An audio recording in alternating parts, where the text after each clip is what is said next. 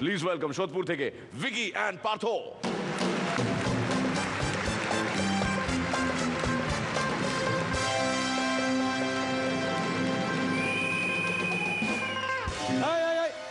যাও যাও যাও, ক্লাসে যাও, ক্লাসে যাও, ক্লাসে যাও, যাও। খালি হই হট্টগোল, ঝামেলা, ঝঞ্ঝাট। এই 18 ফুট। এই এটা আবার কি হচ্ছে?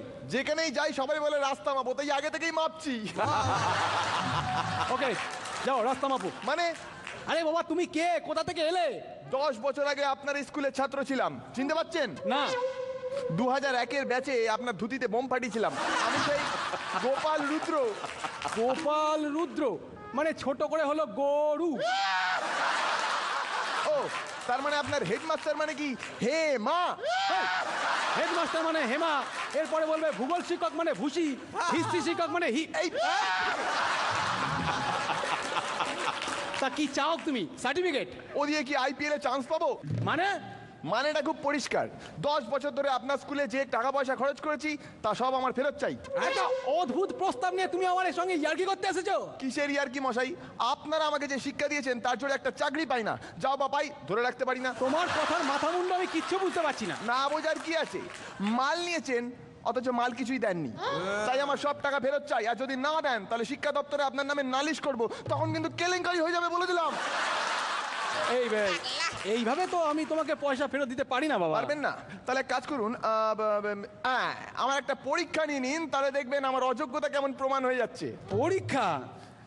পরীক্ষায় পাশ করলে কিন্তু কোনো পয়সা ফেরত নেই, আর ফেল করলে সব পয়সা ফেরত। আর যদি না দিই তবে মেরে তোমার মুখ ভেঙে দেবো, হাড়গোড় ভেঙে দেবো। তুমি আমার হাড়গোড় ভাঙবে? হ্যাঁ হ্যাঁ হ্যাঁ, তাই তো, তুমি তো আমার হাড়গোড় ভাঙবেই। এর থেকে বোঝা যাচ্ছে যে তোমার শারীরিক দক্ষতা অসাধারণ। শারীরিক শিক্ষার পরীক্ষায় তুমি পেয়ে গেলে 10-এ 10। হ্যাঁ, কখন পরীক্ষা হলো? এ মশাই, এ তো চিটিংবাজি হচ্ছে, এরকম করলে খেলবো না কিন্তু। আচ্ছা, এবার তাহলে ইতিহাস পরীক্ষা। আচ্ছা বলো দেখি, ইতিহাসে 20 বছরের যুদ্ধ কতদিন ধরে হয়েছিল? 20 বছরের যুদ্ধ হয়েছিল। হ্যাঁ 20 বলো বলো বলো। এ মশাই, এ তো উত্তর ফাঁস হয়ে যাচ্ছে। ও তাই তো, তোমাকে তো উত্তর বলাটা ঠিক হচ্ছে না। তাছাড়া তুমি তো আমার ক্লাসের ছাত্রও নও। তাহলে ঠিক আছে, তুই বল, তুই বল। 20 বছরের যুদ্ধ চলেছিল 7 ফুট। 7 ফুট? হ্যাঁ, হয়নি তো? দিন পয়সা ফেরত দিন। দিন। না না, হয়েছে তো, হয়েছে, একেবারে সঠিক বলেছো। আমি ব্যাপারটা বুঝিয়ে বলছি। এই ধরো 20 বছরের যুদ্ধ তো আর সারাদিন ধরে হয়নি, দিন রাতের মধ্যে খালি দিনের বেলা হয়েছে। তাহলে 20 বছর এসে দাঁড়ালো 10 বছরে। কিন্তু 10 বছর ধরেও তো টানা যুদ্ধ করা সম্ভব নয়। সেই সৈনিকদের খাওয়া দাওয়া আছে, এদিক এদিক ঘোরাঘুরি আছে, তারপর সকালবেলা মাঠের ধারে উবু হয়ে বসে প্রেস কনফারেন্স আছে। এসবের জন্য বাদ যাবে ধরো আরো 3 বছর, এসে দাঁড়ালো 7 বছর। তাই মশাই, আমি তো 7 ফুট বলেছিলাম। আসছি, আইনস্টাইনের আপেক্ষিক তত্ত্ববাদ অনুযায়ী বৃহত্তর ফিজিক্সে ইউনিটের কোনো অস্তিত্বই নেই। সেখানে 7 দিন 7 ঘন্টাও যা 7 ফুট, তাই।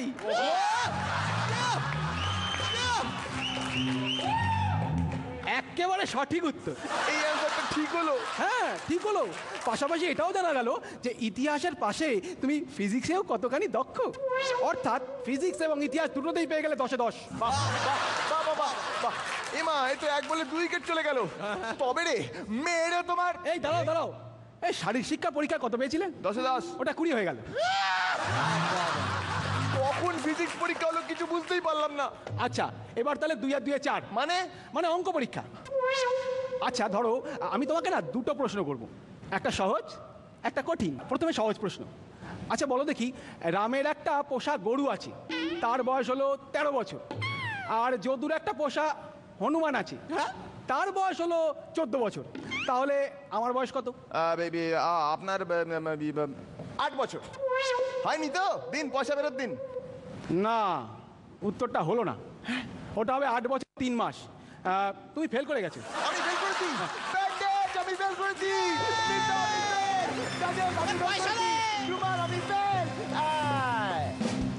দিন সব টাকা ফেরত দিন, আমার তাড়া আছে।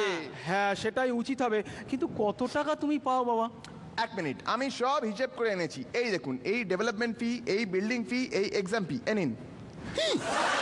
এত টাকা বাবা! এই তো যোগে ঠিক আছে, বিয়োগেও ঠিক আছে, গুণ ভাগ সবই তো ঠিক আছে। 30,000!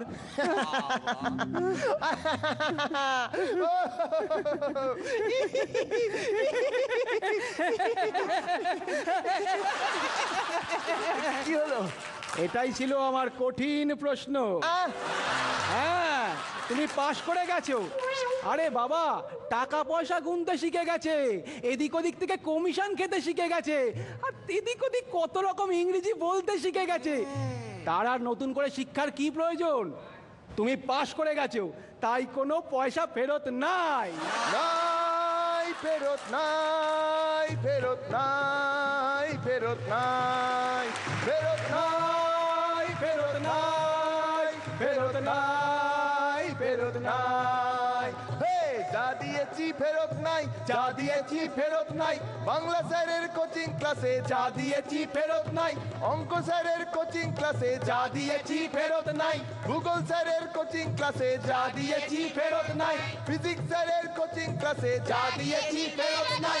নাই ফেরত, নাই ফেরত, নাই ফেরত, নাই ফেরত, নাই ফেরত, নাই ফেরত, নাই ফেরত, নাই ও ফেরত। এক্সেলেন্ট।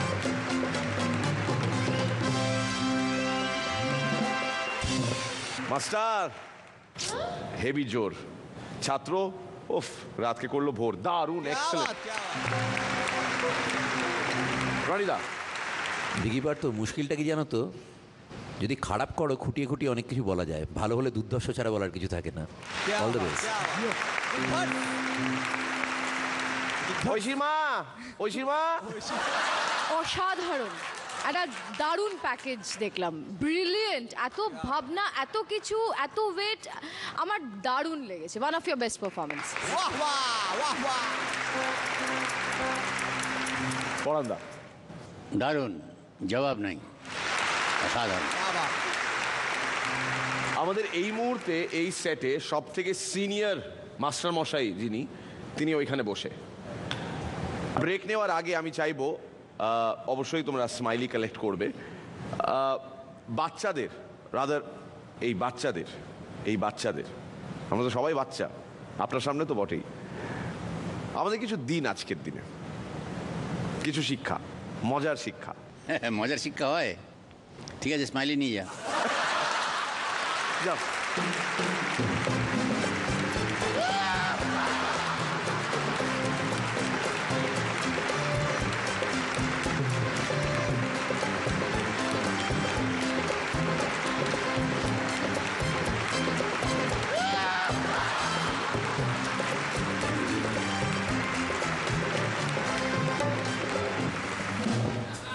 না, বাট সিরিয়াসলি, পরান্দার কাছ থেকে এই শিশু দিবসের স্পেশালে আমরা সবাই কিছু শুনতে চাই।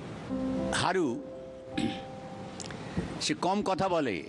হারু খুব কম কথা বলে। হ্যাঁ, সে বোঝে সব, কিন্তু মানতে রাজি নয়। লাস্ট বেঞ্চিতে বসে, ক্লাস যখন চলে মাস্টারমশাই তখন বক বক করে যায়, অঙ্ক বোঝায়। হারু তখন জানলা দিয়ে আকাশ দেখে, বক দেখে, গরু চড়ানো দেখে, সবুজ মাঠ দেখে। এবার মাস্টারমশাই পড়েই যাচ্ছে, বলছে তোমাদের মাথায় গোবর পোড়া আছে, ইত্যাদি ইত্যাদি। হারু কিন্তু সেদিকে খেয়াল করছে না, সে দেখছে স্কুলের কোণে একটা ইঁদুর গর্ত করছে। তো সেই ইঁদুরটা একটু করে মাটি তুলছে আর ভেতরে ঢুকে যাচ্ছে। কিন্তু মাস্টারমশাই ওদিকে অঙ্কটা বোঝাচ্ছে, হারু সেদিকে খেয়াল নেই। মাস্টারমশাই রেগে গেছেন, বলছে তা 3 দিন ধরেই অঙ্কটা বোঝাচ্ছি তোমার মাথায় ঢুকছে না, তোমাদের মাথায় সব গোবর পোড়া আছে।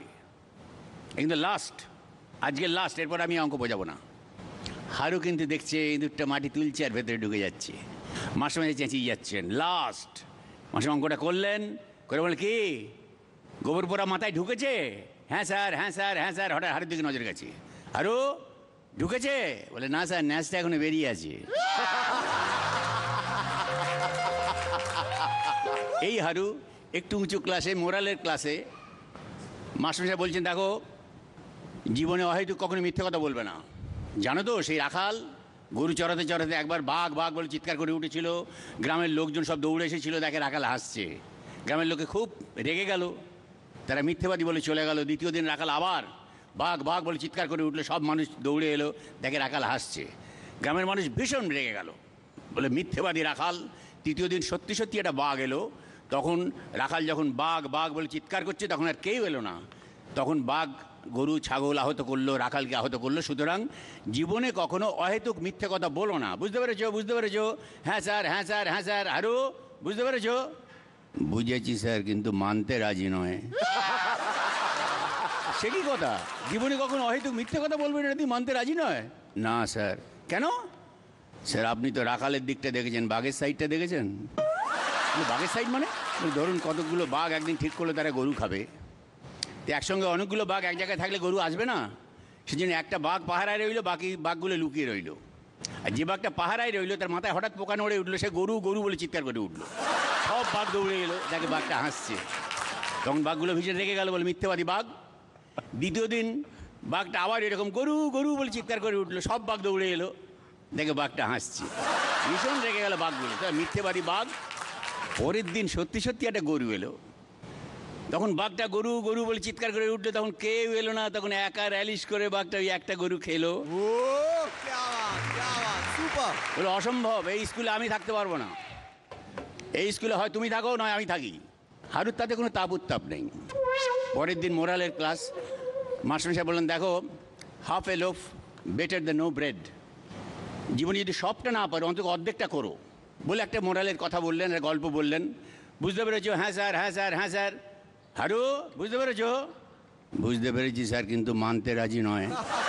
সে কি কথা? জীবনে যদি সবটা না পারো অন্তত অর্ধেকটা করো, এটা তুই মানতে রাজি নয়? না স্যার। কেন?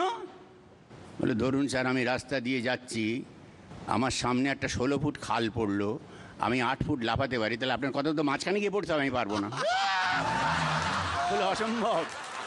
এই হারু, ফর ইয়োর ইনফরমেশন, এই হারু বড় হয়ে একজন ভারত বিখ্যাত ডাক্তার হয়েছিল। তোমরা যারা হারুর স্বপ্ন বুকে নিয়ে পথ হাঁটছ, তারা একদিন মা বাবের মুখ উজ্জ্বল করবে, দেশের মুখ উজ্জ্বল করবে, সামগ্রিক এরিয়ার মুখ উজ্জ্বল করবে। তোমরা সুখে থাকো, ভালো থাকো, আনন্দে থাকো, আর হাসাও মানুষকে, হাসির লেনদেন হোক।